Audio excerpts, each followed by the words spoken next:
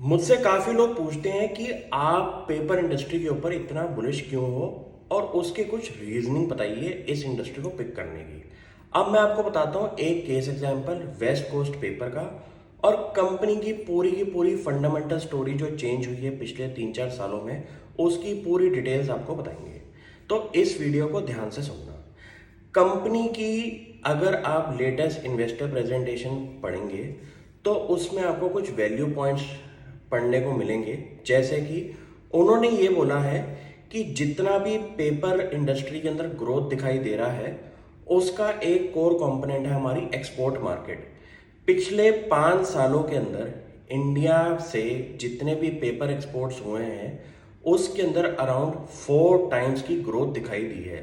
तो मतलब सोचिए कि 100 रुपये का अगर पेपर एक्सपोर्ट हो रहा था तो आज की डेट में 5 साल पहले 100 रुपये का जो पेपर था वो आज की डेट में अराउंड 400 रुपये का पेपर एक्सपोर्ट हो रहा है।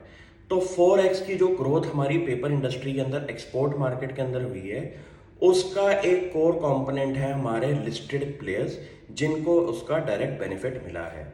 और आपने नोटिस किया होगा पिछले 3-4 सालों में जितनी भी पेपर कंपनीज हैं जैसे कि JK paper, Andhra paper, west coast paper, इन कंपनीज के शेयर प्राइस के अंदर भी एक बहुत बड़ी आपको राइज दिखाई दी होगी।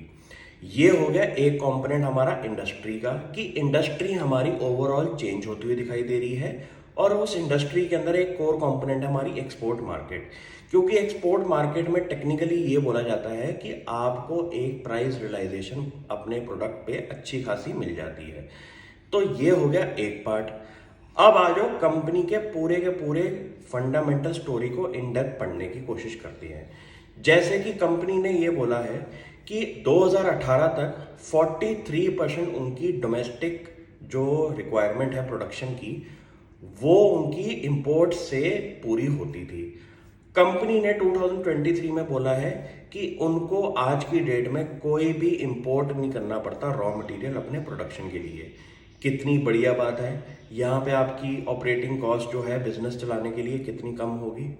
सेकेंड चीज कंपनी ने ये बोली है कि उनके आसपास जो प्लांटेशन एरिया है वहां पे 2500 एकड़ जमीन पे कंपनी अपना प्लांटेशन करती है पेपर इंडस्ट्री को ग्रो करने के लिए। ये भी कितनी बढ़िया बात होगी। प्लस कंपनी ये कहती है कि वो जितने भी आसपास के फार्मर्स हैं उनको कंसेशनल रेट्स पे सीड्स प्रोवाइड करते हैं ताकि उनको एक पॉजिटिव माइंडसेट से वो काम करें और रॉ मटेरियल सप्लाई करते हुए उनका एक मेंटेन रहे रिलेशनशिप। ये भी कितनी बढ़िया बात होगी। और कंपनी ने ये बोला है कि इंडस्ट्री ओवरऑल चेंज होने की वजह से प्लास्टिक की तरफ लोग ना जाने की वजह से पेपर की तरफ जा रहे हैं, उससे कंपनी को ओवरऑल डिमांड का जो सिनेरियो है वो बढ़ता हुआ दिखाई दिया है।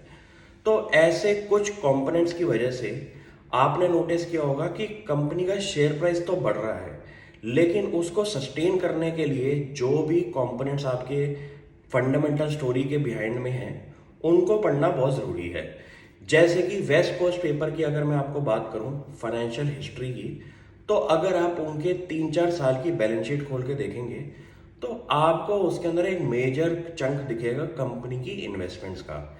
जैसे कि आज से 2-3 साल पहले कंपनी की जो इन्वेस्टमेंट पोर्टफोलियो था वो काफ़ी कम था और इस टाइम कंपनी का इन्वेस्टमेंट पोर्टफोलियो 1000 करोड़ से ऊपर का हो चुका है।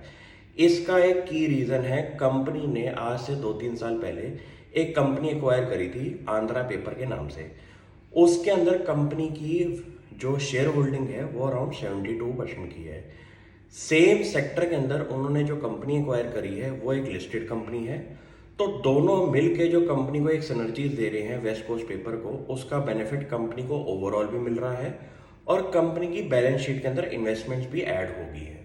तो इतना पता चल गया कि 1000 करोड़ की तो कंपनी की इन्वेस्टमेंट्स तैयार बैठी हैं। कंपनी कैश रिच है। कंपनी के फंडामेंटल्स के अंदर अगर मार्जिन प्रोफाइल देखें तो एक बढ़ता हुआ नंबर दिखाई दे रहा है। अगर मैं बोलूं कि इस नंबर को कंपनी मेंटेन करके अगर आगे अपना केपेक्स करे तो एक बहुत बड़ी ग्रोथ कंपनी में मुझे दिखाई देती है।